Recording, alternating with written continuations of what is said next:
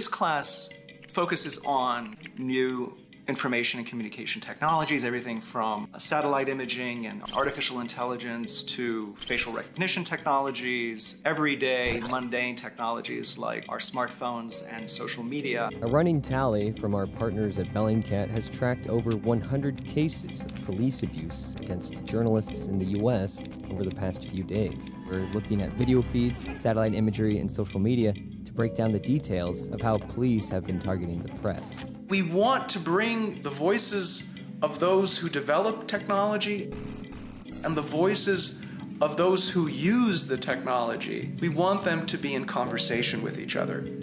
For a certificate program like this one, now is an excellent time to not only reach out to those already doing work on the ground in these spaces, but there are more and more students that would like to have added certification and tools to then go out into the world and fight inequality and threats to social justice in their own way.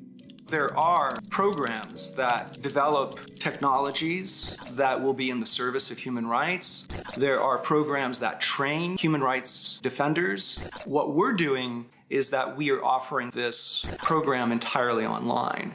So how are open source investigations of human rights abuses different from the methods historically used by human rights investigators? Let me see if I can get this to work. So essentially what we needed to do was not just build an archive of video that might have relevance to the shooting, but also to put that video in the context of time and space. You can see that we're building a three-dimensional space that we're going to eventually overlay video to give you a sense of what's going on. One of our goals is definitely to make human rights defenders more literate about the technologies and how they work. We want them to be exposed to practitioners who are leading the way with the folks that are developing technologies. Now, on the other hand, with the folks that are developing technology, we want those students to learn about and be conversant in the issues that human rights defenders face in the work that they do.